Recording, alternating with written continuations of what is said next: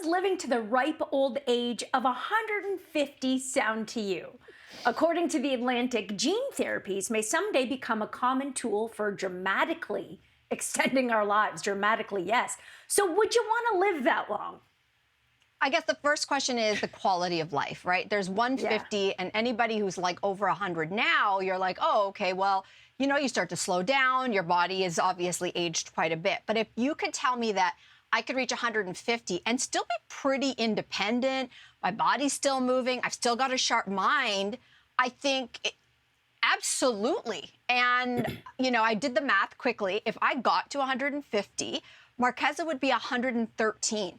I could live. It's like my fantasy to be able to live as long as possible to see her life and how it unfolds as well. So, yes, that sounds so funny. Huge... 150 and 113. 113. Like yeah. Well, listen, experts say that kids who are going to regularly live over 100 or 120, they're already being born. So it's going to happen.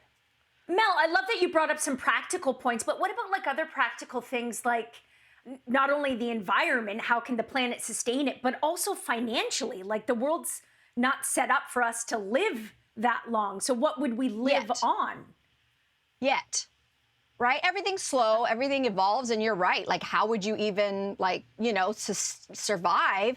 But I think that if we've steadily been increasing longevity, I think COVID's actually maybe changed that, but steadily since humankind has existed, we have steadily been increasing our longevity. So as long as, like, overnight, everybody doesn't start living to 150, I think the system will evolve. But imagine that means you won't have to stop working at a prescribed age.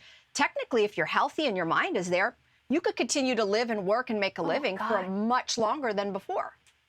I'd like to go much earlier then if it meant I had to keep working to be young. Well, maybe it's other things. Maybe it's the side hustle, I don't appreciate right? my job. I love my job. If my bosses are here, I love it. But I just don't envision myself doing this at 120. But what if you weren't hunched over at 120 and you still were the funny, smart, gorgeous Jess you are right now? Well, I would thanks rather for be bringing living that a up. little bit more.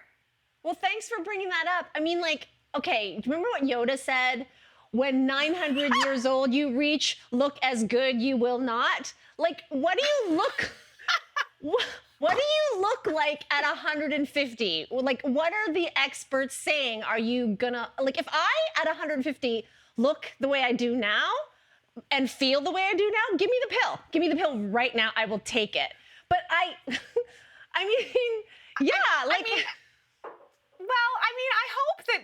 I hope that as we get older, we start to have some grace around our looks and kind of accepting that. But I mean, 150, okay, sorry, I gotta rewind. 150.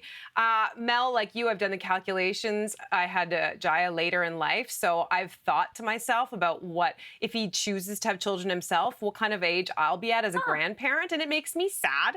So on the one level, you know, obviously I would like to be around for as long as possible, particularly for that. But you know what a lot of older people say is like their friends and like the closest people to them are gone. So there's an epidemic of loneliness going on. So, I mean, but let's all get on this train together because we can do this together. I have been so hot on this topic for about a year and a half. We can absolutely do this together. Are our bodies designed to, like, do teeth last for 150 years? That's what I want to know. Do they? Do teeth last that long? They're still in, I'm sure, caskets around the world. So yeah, they do. In your mouth. Like, yes. So listen, hold on. Why are you focusing on the teeth? Like you're so stuck on the looks, what you're going to look like. I want to eat, Melissa. I want to eat, Melissa. At 150, if I've lived that long, I definitely want to still have like a steak, mac and cheese. Here's what I worry about. What's the point? Here's what I worry about is this idea of even dangling a carrot like this. Like this guy, as you mentioned off the top, is starting a business up. And I think there's going to be more and more people trying to elongate life, whether it's the cryogenics, et cetera, et cetera. And I think a lot of this will only be available to really, really wealthy people. And also it can It's not sci-fi, Sin. Well, tell me, what? You're down this rabbit hole? Listen, everybody. I've been down this rabbit hole for a really, really long time. It's really stuff that's not new. You know, we've been told forever, eat well, move your body, do stuff that stimulates your brain. You know, so much of our health and our health span, which is not the same thing as lifespan. Our health span is the number of healthy years we have.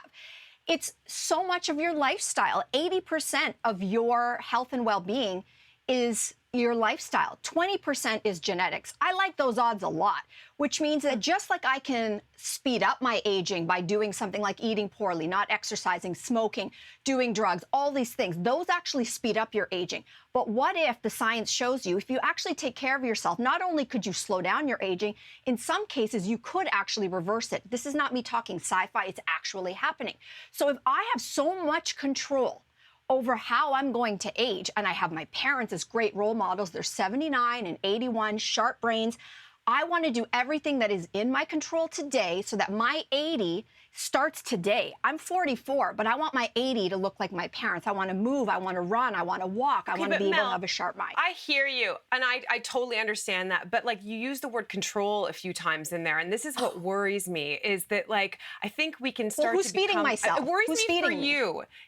Who's feeding me? It worries me for you that this can become kind of, or for people who are listening, this could become kind of obsessive. And I think, you know, while of Wanting course, to be healthy is not an obsession. I think we're all compelled to try to take care of ourselves. I'm not saying that. I'm just saying that part of life is not knowing when we're going to die. And yes, you want to be healthy, but there's an element of lack of control. And if there's anything this pandemic has taught us, is that things can change on a dime. And so I think what we should probably be trying to do a little bit is accept the graces of aging and try to get right with how we're going to face death.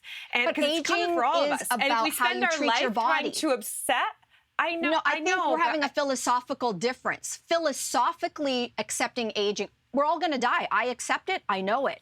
How I'm going to age and how many years of healthy years I have, that actually is in my control. It's what I eat. It's how I move. And I do understand that that is a privileged conversation.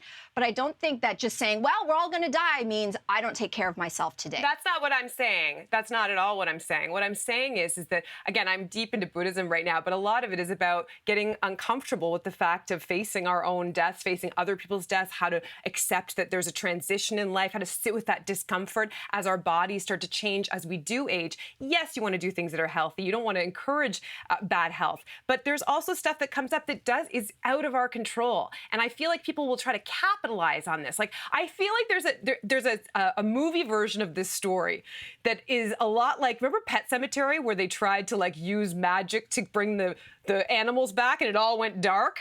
My fear is that eventually there's going to be some sinister undertones, that we live longer. What is the downside? Even if we could, should we? Cynthia, you bring up some great questions. And Mel, I want to ask you, because you are naturally such an inquisitive, like almost skeptical person. And I'm wondering if, because this is sort of the search for, not the Holy Grail, what am I thinking of? The elixir of life. Fountain of youth, thank you. Because this search for the fountain of youth has been going on for a long time, and it's always kind of connected to gurus, if you will, or charlatans. Is there any part of you that remains skeptical about some of the science? And some of that science is not without controversy. Well, I mean, it all depends. Just like we've learned in this pandemic, there are people selling snake oil all over the place.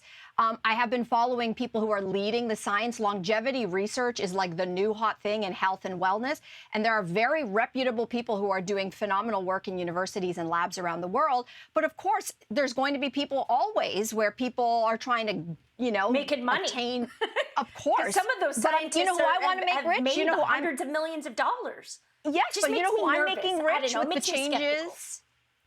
The people who I'm making rich with the changes that I've been making in my life over the last few years are farmers who are growing greens.